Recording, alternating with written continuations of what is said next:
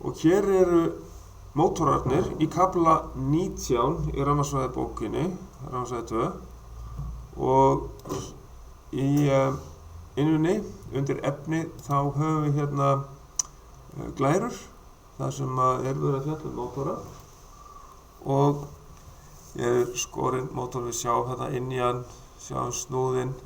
Þetta er 3 fasa skammhlaups-mótor og nafnið dregið af því að snúðurinn er skammhleyptur hérna í endana. Og við sjáum þetta náttúrulega allt betur þegar við skoðum svo fleiri svona myndir. Og við höfum hérna á staðnum, hérna fram á ganginum, þá höfum við svona mótor sundur skorinn, þannig að við getum skoðað þetta betur. Sátrið er hérna, þetta verði í húsinu, og það myndar svokallað hverfi segursvið sem að snúðurinn eltir, og við ætlum að fara í það hvernig hann virkar. Og hérna sjáum við betur hvernig vindingum er komið fyrir í sátrinu. Við förum ekki í neina vindingafræði, heldur bara skoðum hvernig þetta er útfært. Og þannig að við sjáum að sáturjárnið, þetta er útbúið með þynnum og til þess að minnka hvirfilstraumstöp, og slítur í sundur hvirfilstraumana, og þannig að mótorinn hann hitnar síður, og hérna þannig að töpin verða minni í mótorum með því að framleiða með þeim hætti. Við skoðum betur hvernig þetta er sett saman, og þannig að þetta er kallað sátur, og þetta sátur sem sagt það vegna 3 fasa rafstraumsins þá myndast hérna hringhreyfing á segursviðinu, og það er kallað sem sagt hverfi segursvið, og því að það snýst í hringi. Og síðan sjáum hérna til að bera saman sem sagt uppbyggingu á 3 fasa rafstraumsmótor og síðan samanburð við jafnstraumsmótor, að það sjáum hérna að snúðurinn í jafnstraumsmótor, hann er hins vegar sem sagt undinn. Hér sjáum við hérna vöfin á snúðunum, og svo er það tengt út á sem sagt straumvendi með svona vendigeirum sem að tengja hérna endana á vöfunum í snúðunum. Við sjáum hvernig allt öðruvísi frágengi, og svo eru hérna rafseglar í húsinu, og það eru bara eiginlega fastir, norðurpóll og suðurpóll, þeir eru alltaf á sínum stað, þeir breytast ekkert, en í rafstraumsmótornum þá eru þetta á flegi ferð, norðurpóllinn er á flegi hérna ferð, og suðurpóllinn líka. Þetta er allt öðruvísi, og þannig að við, svo eru líka kol sem að, og hérna straumvendurinn, þetta hérna slitnar, og þeir eru mikið viðhald og mjög gott að losna við þetta allt saman. Þannig að þess vegna eru rafstraumsmótorar mikið meira notaðir heldur en jafnstraumsmótorar. Og svo sjáum við hérna í bókinni er þessi mynd, þar sem við getum skoðað hvernig mótorinn er samsettur. Nú, formúlan fyrir sem sagt snúningshraða og pólafjölda mótora er hérna, og þetta er bara sama tabla og við vorum að nota við rafalana, og þetta tengist allt saman, að fjöldi pólana og sem sagt pólparafjöldin er notaður hérna í þessari formúlu, og samfasa snúningshraðinn hérna NS segir ykkur til það hvað hverfi segursviðið, hvað samfasa snúningshraðinn er, og sem er sama hugtak í rauninni eins og hraði hverfi segursviðsins. Og ef við erum bara með 1 pólpar, þá snýst þá er samfasa snúningshraðinn á 3000 snúningum á mínútu með 50 riða gervi. Og síðan bara eins og við munið eftir úr hinni töflunni, þá lækkar snúningshraðinn sem sagt í 1500 ef við erum með 2 pólpör, og svo er 1000 snúningar á mínútu ef við erum með 3 pólpör, og svo framvegis. og velkomin. Og nú skulum við reyna átt okkur á hvernig virkar þetta. Tökum fram þetta blað hérna og reynum átt okkur á því, við ætlum að skoða hvað á þessu blaði hérna. Það þannig að við erum með hérna efst á blaðinu þá erum við með vindingana í mótornum og U1 og F1 og 12F1, þetta sem sagt vindingar sem eru að koma hérna sem sagt inn, ef við skoðum hérna aðeins áfram, þá það sett hérna upp að þá það sem að U1 það sem við tengjum strauminn inn á vindingana og við ætlum að skoða tvo staði í tíma, sem sagt A og B. Og við byrjum að skoða stað A þar sem að fasi 1 í hámarki og hinn fasin í jákvæðu sem sagt spennu og hinnir fasarnir eru það í neikvæðri spennu, L2 í neikvæðri spennu hérna og L3 líka í neikvæðri spennu. Þannig að straumurinn þar að fara inn, hann að fara inn á fasvæði sem sagt 1 og en hins vegar að fara hérna út frá fasa 2 og 3, það sem sagt neikvætt, þetta staðan hérna A og B, þannig að við sjáum hérna á VAF1 þá straumurinn að fara út vegna þess að það neikvæð spenna og hann líka að fara hérna út á 12F1 við L3 líka og 12F1 þar straumur að fara út en á U1 þá straumur að fara inn, það L1 það eini staðurinn þar sem straumur fara inn vegna þess að þar straumurinn jákvæður, það straumur að fara inn en á VAF1 þá straumur að fara út af því að spennan neikvæð, það L2 og L3, það líka neikvæð spenna þar og þar straumur að fara út. En þá ætlum ég aðeins að stoppa þetta. Hér sem sagt í stöðunni A þá erum við með jákvæða spennu á bara einu fasa, L1 sem fer inn á U og neikvætt á bæði L2 og L3 þannig að hérna á næstu mynd þá fáum við að spennan kemur hérna inn á L1 og fer út sem sagt á U2 kom inn á U1 þar sem L1 tengist inn á og út af U2 þannig að þá fáum við suðurpól hérna á ofanverðu en norðurpól að neðanverðu og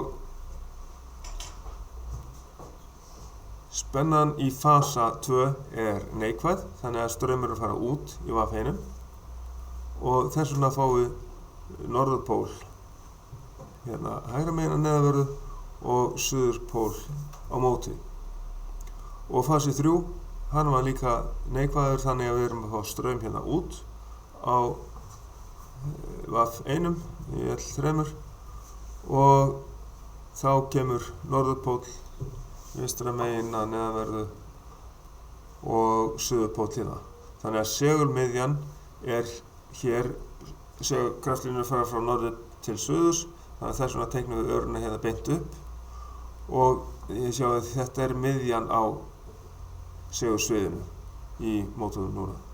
Og síðan sem sagt þegar að spennan færist yfir á B tímaaugnablikið að þá fasi 2 komin inn í 0 þannig að þá færist segulmiðjan til á milli þessara póla hérna og þá hefur hérna VAF-fasin engin áhrif. Svo skulum við skoða hérna stöðu í C, þá eru 2 fasar jákvæðir, það L1 og L2. Þið getið náttúrulega ekki teiknað þetta, þið eru bara með 2 myndir og bara rennum í gegnum þetta að C, þá L3, hann neikvæður áfram og skoðum hvernig það myndi hafa áhrif á segursviðið, það færist ennþá meira til hægri hérna og þannig að þá færist segulmiðjan til að straumurinn að fara hérna inn á fasa 1 áfram og hann er neikvætt á fasa 3 en jákvætt á fasa 2, L2, þannig að straumurinn að fara inn hérna á F1 líka, eins og að gerði á U1. Og þá eru hérna 3 suðurpólar hérna ofanverðu en norðurpólar neðanverðu hérna. Og það sem gerist síðan í stöðunni D hérna, þá er fasi L1 komin inn í 0. Þá hefur hann ekki lengur áhrif og þá tökum hann út, engin straumur þar. Þannig að segulmiðjan er þá alveg komin hérna orðin lárétt og hérna eru suðurpólarnir til hægri og norðurpólarnir til vinstri.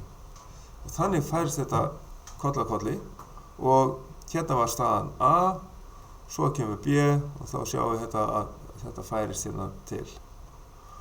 Og svo er þetta að teikna þetta allan hringinn. Hérna höfum við undir efni, kennsluefni, kaflanum, hreyfimynd af hverfisviði í mótor, svona GIF-mynd. Og ef við smellum á það, þá hreyfist ekki, jú. Það er akkurat þetta sem við vorum að teikna upp, það er bara búið að setja þetta upp á nokkrum myndum og búið til GIF-hreyfimynd með því. Þannig að þarna er segursviðið að hreyfast í hring í sátrinu. Ok. Þannig að þið getið skoða þetta og þá skulum við halda áfram og fara hérna í við vorum byrjaðir í verklegu æfingunum, til dæmis með færibandið, þar sem við þurfum að láta færibandið að fara fram og tilbaka og þá þurfum við að snúa við snúningsáttinni og í rauninni bara með því að tengja hérna segulrofa frá mismunandi fösum hérna, þessar 2, K1 og K2, þá getum við stjórna því hvernig fasaröðin fer inn á mótor. Og með því að víxla einhverjum 2 fösum eins og er gert hérna, miðjufasinn, hann er alveg sami í gegnum K1 og K2 en fasa L1 og L3 er víxlað að hérna er L3 lengst til vinstri hérna gegnum K1 niður á mótorinn, hann fer hann á U. Vaffi fær alltaf sama fasa en 2 vaff er þá inn í L1 ef að K1 er inni en svo sjáum við ef að við tökum K1 út og setjum K2 inn í staðinn þá tengist L1 hann tengist hérna í gegnum snertu inn á U-ið í staðinn hérna. Þannig að nú fær mótorinn aðra fasaröð og þá snýst hann í hina áttina. Þannig snúum við snúningsátt í mótor. Og hér þurfum við að passa okkur á svolítið að K1 og K2 þeir mega ekki vera inni samtímis. Af hverju ekki? Jú, vegna þess að þá, ef það verður inni samtímis, hvað gerist þá? Þá tengist hérna til dæmis L3, það myndi tengjast hérna í gegnum K1 og færi þá hérna í gegnum snertu hérna K2 beint inn á L1. Hvað gerist ef við tengjum L3 í gegnum 2 segulrofa inn á L1? Þá er skammhlaup. Já, þetta má ekki gerast. Og hvað er gert þá? Þá hefum við svokallaðar víxlsnertur og það eru kallaðar rofsnertur, sem sagt, þetta er nýyrði íslenskt og það því að það rjúfa strauminn að viðkomandi spólu og hérna erum við með snertu úr K2 sem að rýfur strauminn frá K1 ef að K2 er inni. Og svo öfugt. Ef að K1 er inni, þá rýfur hann straum hérna frá K2. Þannig að þetta er sem að verja að það verði skammhlaup. Og svo höfum við náttúrulega líka, ef við erum með stýriliða eða intölur, þá erum við að hafa hérna tímasenkun í rásinni hjá okkur til þess að þeir geti alls ekki komið saman.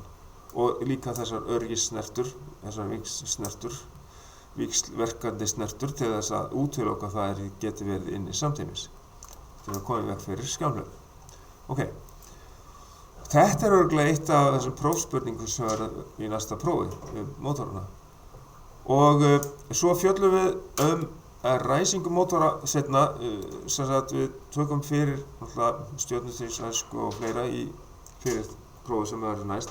En síðan eru fleiri ræsi aðferðir eins og við förum í og þá eru til dæmis hérna með týristórum, með 6 týristórum, þá höfum við mjúkræsingu og þá erum við að klippa af spennunni í byrjun til þess að lækka spennuna og það er rauninni sama aðferð. Við lækkum spennuna í stjörnustýrisræsingu sem þeir eru farnir að gera mælingar á í verklegu æfingunum nú strax með rofum, handvirkum rofum til að byrja með.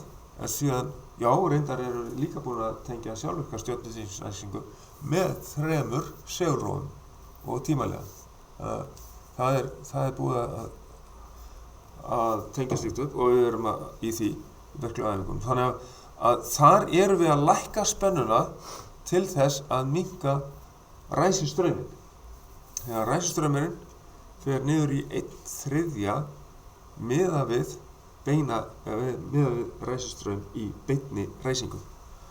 Og hérna, þannig að þetta er mikilvægt að átta sig á þessu. Þetta eru aðalega þessar 2 aðferðir sem við fjöllum Það er að mjúkræsing, sem sagt, með því að lækka spennuna þar, þá minnkum við ræsistrauminn og þetta förum við í 3. kaflanum fyrir próf 3 en þetta er sama aðferð og við spáum líka í þetta fyrir næsta próf en við framkvæmum ekki þessa mælingu fyrir en í síðasta partinum af mælingarverkefnunum og svo tökum við þar líka fyrir hraðastýringu.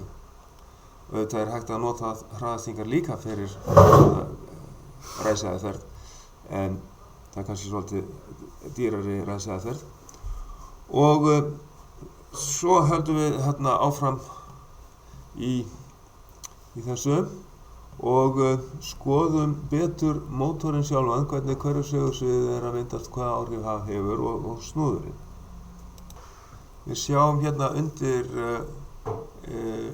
efni á einunni kaflan tímaverkefni ránsæði 3 og þá hérna þessar spurningar eru spurningardæmi kafla 19, það er merkt hérna eitthvað vika 6. Þetta er náttúrulega ekki alveg rétt vikumerking sko, en þetta er fyrsti hlutinn af tímadæmunum sem við getum opnað hérna. Annars þessar spurningar eru í bókinni, kafla 19 og þá getum við að skoða þessar og velta þessum spurningum fyrir okkur. Hvað er átt við með að segja að mótor sé ósamfasa, sem sagt hann snýst ekki á sama hraða og hverfisegulsviðið.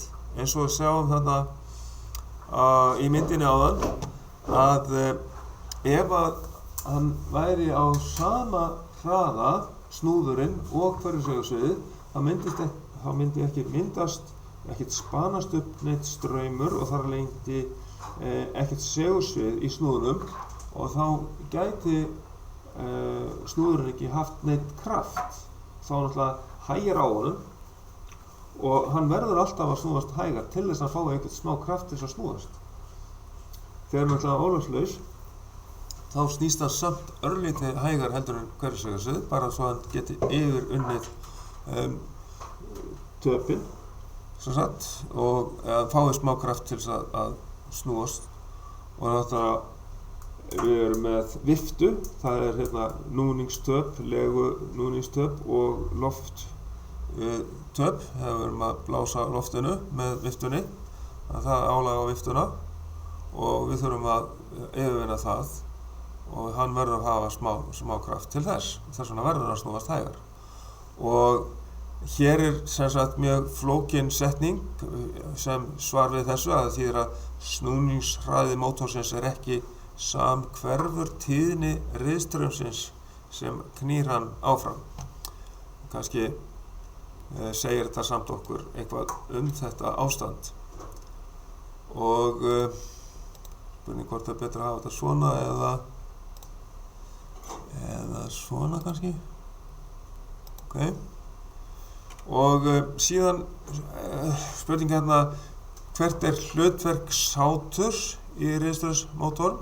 Stutta svarið það er að mynda hverfi segulsvið og hér er sennilega setning úr bókinni, en það er sagt að sátrið það myndar þetta svokallaða hverfi segulsvið, sem sagt segulsvið sem að snýst og snúðurinn hann eltir þetta hverfi segulsvið. Straumurinn fer vöf sátursins og þeir mynda sem sagt hverfi segulsvið þegar við komum þannig fyrir í sátrinu að þetta hverfi segulsvið myndast, og þetta hverfi segulsvið það hleypur sem sagt eftir sáturjárninu í takt við tíðnina, og segulsvið sem að síðan myndast í snúðnum vegna þess að það spanast upp straumur í snúðnum, þá leitast við að elta hverfi segulsvið í sáturinu, segulsvið í snúðnum, það eltir hverfi segulsvið í sáturinu og snúðurinn fær þannig sömu snúningsátt og hverfi segulsvið. Þannig að við þurfum að breyta fasaröðin inn á mótorinn til þess að hverfi segulsvið snúi í hina áttuna. En þannig að í stuttu máli þá má segja þetta að hlutverk sátursins er að drífa snúðinn og þar með mótorinn áfram. Við komum með þetta. Þá er næsta, hvernig er snúningsátt þriggja-fasa mótors breytt? Og stutta svarið var að með því að víxla fösum, einhverjum 2 fösum. En svo er til eitthvað lengra svar hérna, sjást úr bókinni, og segir að snúningsátt þriggja-fasa mótors er sú sama og snúningsátt hverfi segulsviðs í sáturinu, og til þess að breyta snúningsátt mótorsins verður að breyta snúningsátt hverfi segulsviðsins, og það er gert með því að breyta tengingum spóla í sáturinu við þriggja-fasa riðstraumsnetið. Sem sagt að víxla einhverjum 2 fösum inn á mótorinn, og það þýðir náttúrulega að mótorinn fær aðra fasa röð inn á sig. Hvað gera á fjórðu? Nei, það er ekki á dagskráni, en við getum pælt í henni. Þið þurfum ekkert endilega að skrá það niður. Það er ekki, kannski ekki svarað neitt alveg ítarlega þarna, en það er, hún er þarna í bókinni og við getum aðeins pælt í henni, þó við séum ekki endilega að fara djúpt í hana.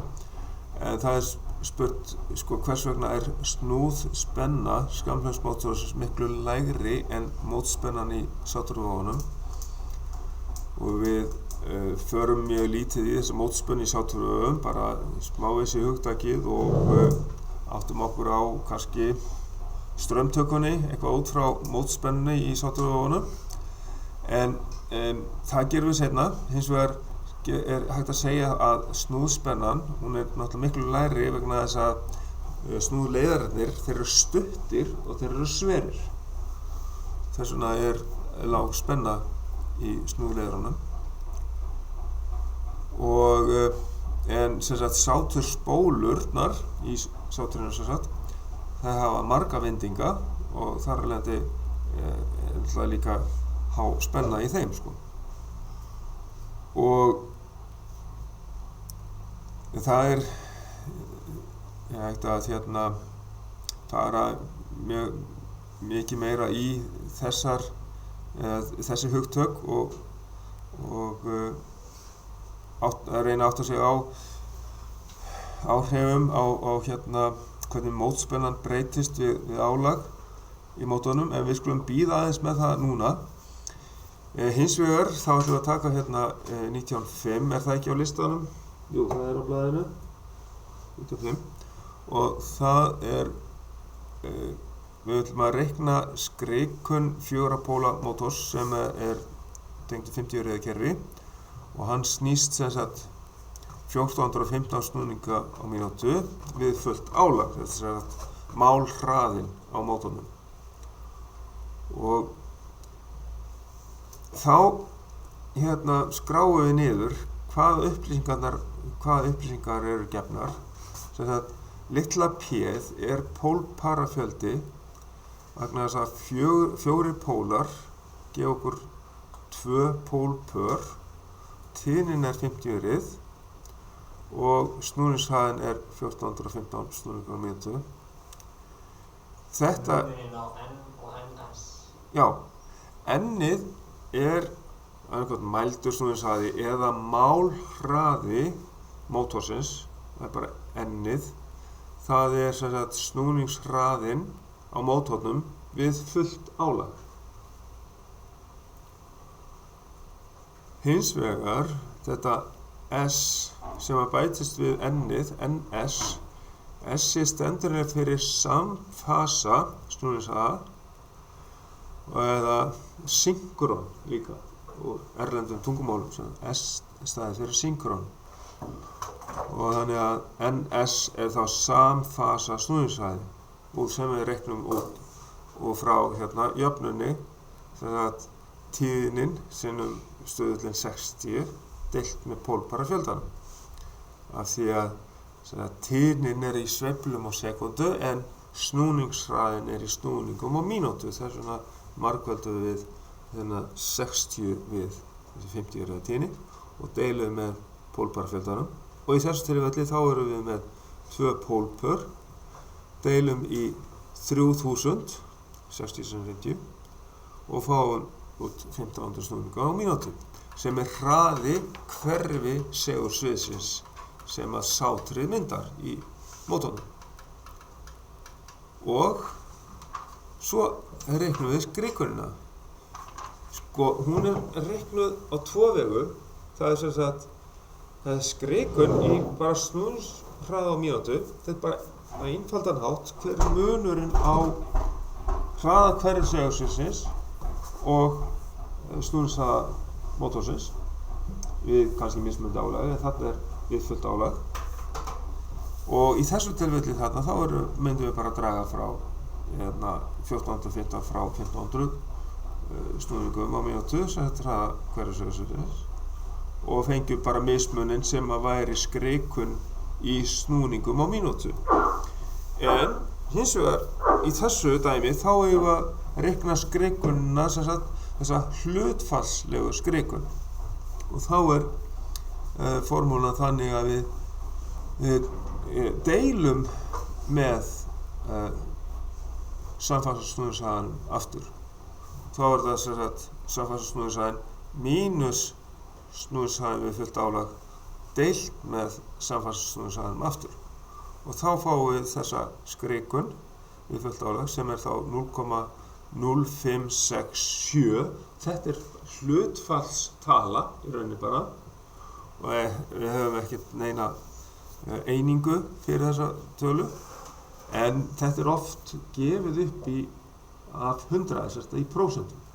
Þannig að þá bara segjum við að þetta sé þá 5,67% skrikun. Það er oft þannig gefið upp í dæmum og þá þurfum við bara að reikna þetta aftur yfir í hlutfallstölu frá prósentutölu, skiljið. Ef við þurfum að nýta okkur þær upplýsingar sem við gefna þá í prósentum. Þannig fáum við þetta út. Og síðan hérna í dæmi 6 þá beðið að reikna tíðni snúðstraumsins á mótornum og það formúla hjá okkur í formúlublaði sem til líka undir efni.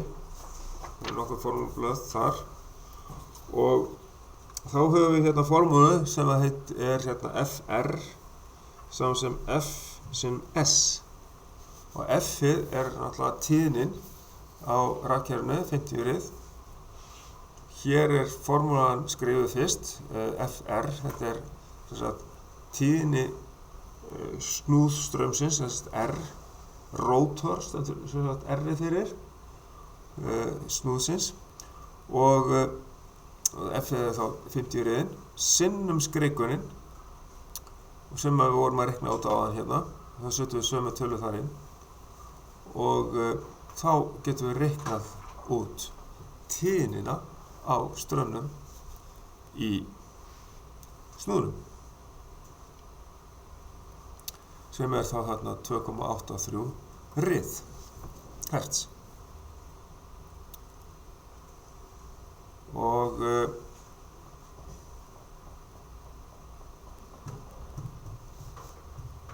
svo sjá þetta þá komið hjá okkur.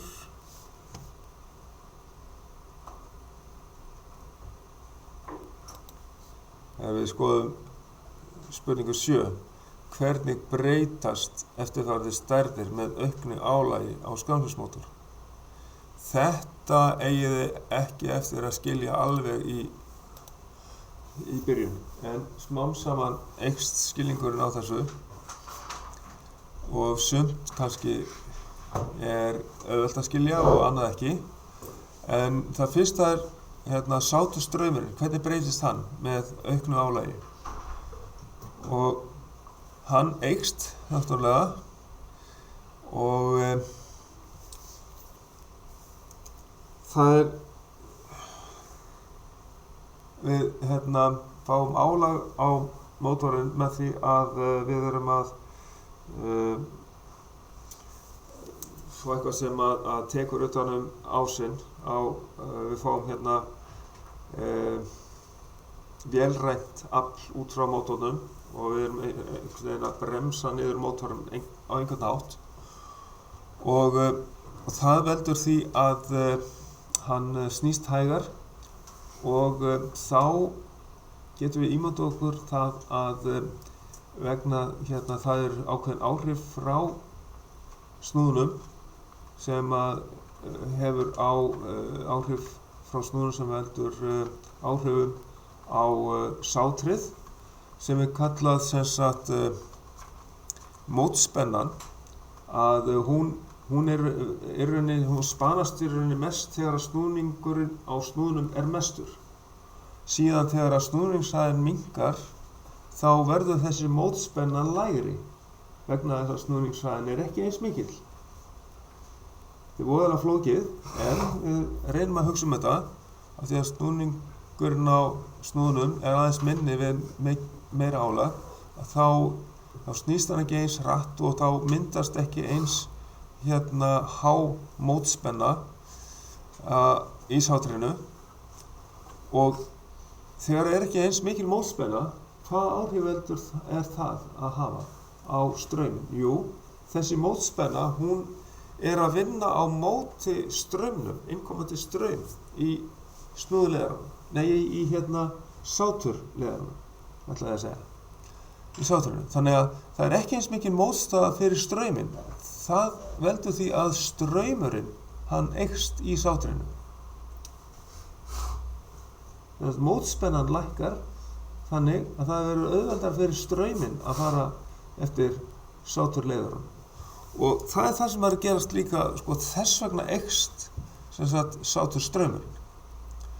En snúningshraðinn, hann sem sagt minnkar, við erum að bremsa hann niður með auknu álagi og hann til þess að mótorinn öðlist meiri kraft meira vægi er það að, sko við það að snúðurinn snýst hægar, þá fer þá skera segulkraftlínurnar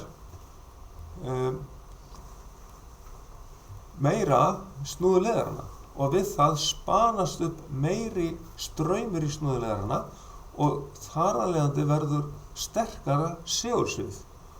Þannig fær snúðurinn og þannig fær mótorinn meiri kraft. Og þá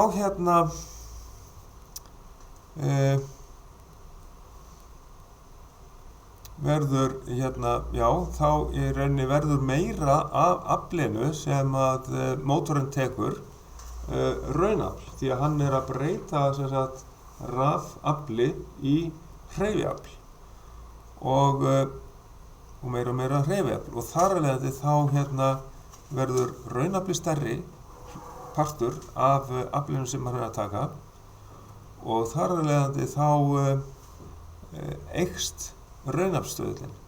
Aflstöðullinn, hann eykst með auknu álagi. Hann nálgast alltaf að verða einn, hann nær því náttúrulega aldrei. Hann nær aldrei að verða hreint raunalag, mótorinn, því það er svo mikið af spólum í honum sem að valda fasviki. Og síðan tíðni snúðstraumsins, hún hækkar, sem sagt hún eykst. Tíðni snúðstraums, hún er náttúrulega háð tíðni netsins sem er náttúrulega og skreikun mótorsins og þannig að skreikunin hún eykst með auknu álagi þannig að tíðni snúðstraumsins eykst með auknu álagi og þannig að ef við myndum alltaf auka álagi á mótorinn og bremsan það mikið niður að þá eykst alltaf tíðnin meira og meira þangað til að ef við myndum alveg festa snúðinn, hvað er þá há tíðni í snúðstraumnum á snúðunum? Það er bara eins og þetta væri spennir. Það er bara sama tíðni í snúðunum eins og í sátrinu. Það er bara sama og er á netinu, bara 50 rið. Hann væri komin upp í 50 rið ef að snúðurinn myndi festast alveg, bara stoppa, bara 50 rið. Þá væri þetta bara eins og spennir og gríðarlega straumur í sátrinu af því það er engin spönu mótspenna til þess að hindra straumin í að renna. Það er bara eins og járnið í sátrinu segir til og span sem sagt launviðnám sátursins sem að myndi þá líka og sem sagt sýndarviðnámið myndi vinna á móti straumnum. Þannig að tíðni snúðstraumsins hún eykst með auknu álagi. En þetta eru gríðarlega flókin hugtök og þið eigið eftir að læra þetta hægt og rólega.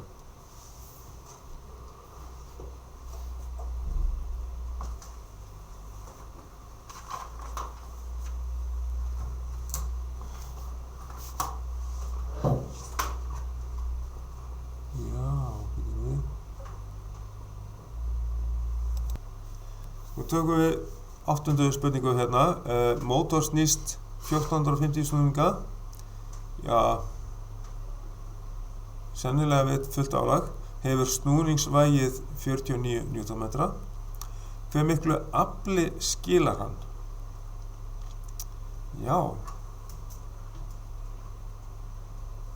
Þá hefur við að reikna sem sagt þetta snúningsvægi yfir í vött. Við notum þá formúlu.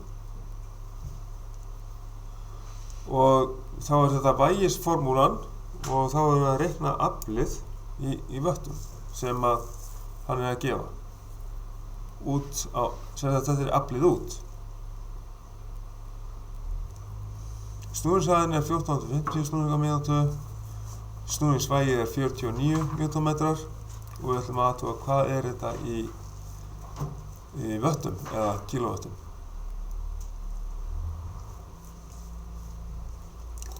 Og þetta kannski skrifað svolítið bara svona í einni línu, ekki sett upp í hvað svona ettutónum, en þið áttu ykkur á þessu. Það snúningsvægið sinnum pi sinnum litla n, sem snúningshæðin, og svo deilt með 60. Þá var 7440 watt eða 7,44 kW. Dæmi 9. Hér mótor merktur 15 kW, 1460 snúningar á mínútu. Hve mikið snúningsvægi hefur hann við mállestun? Nú eitt sem þið þurfum að læra. Það það sem stendur á merkiskilti á mótornum. Það aflið út. Það svolítið merkilegt. Það ekki afliðin, þetta aflið út.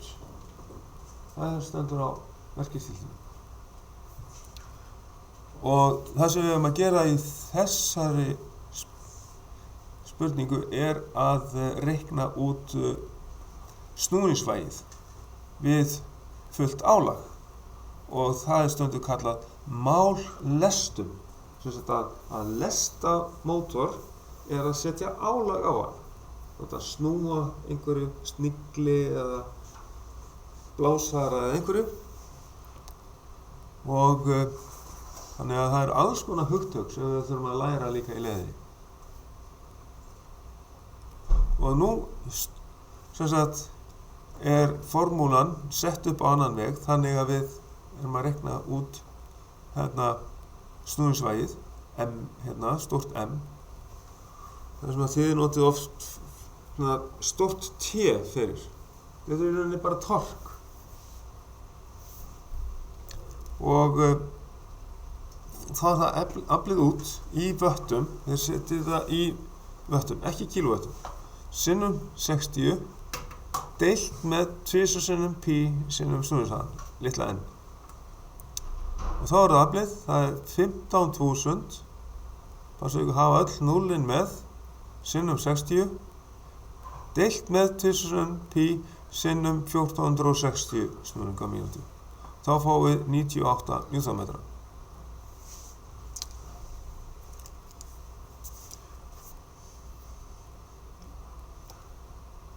Ok, og þið komnir með þetta?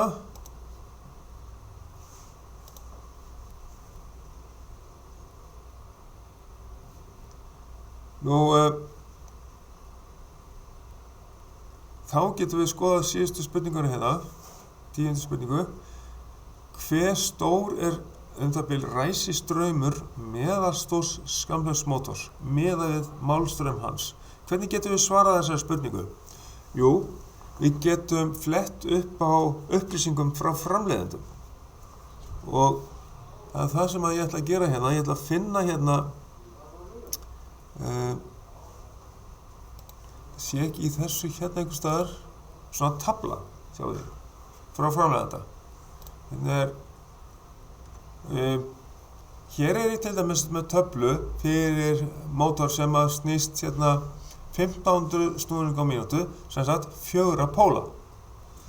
Og meðalstór, það kannski á þessari töflu, þetta svona frá, við segjum 1 kW upp í 50 kW, segjum það, hvað á því bili, ef að segja að það sé meðalstórt. Skoðum þá hversu mörgum sinnum meiri ræsistraumur og þá sjáum við hérna current. Það dálkinn hérna current. Við færum þetta aðeins til hérna, svo við sjáum þetta betur.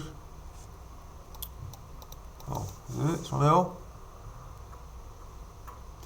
Sjáum við hérna current. Og hér fyrir neðan, þá sjáum við hérna strauminn og sjáum við 6-faldan. Það 6-faldan málstrauminn, þá getum við reiknað út ræsistraum. Það hérna 6-faldur, 7-faldur, 5,9 næstu því 6-faldur, 7-faldur, einu stað hérna 8-faldur. Þannig að aðalega 6-faldur og 7-faldur rennslisstraumur. Þá svörum við því hérna í verkefninu að hann er 6 til 7 sinnum málstraumur mótorsins. Og það er akkurat þessi setning sem kemur fram í bókinni. Hann er 6 til 7 faldur málstraumur mótorsins.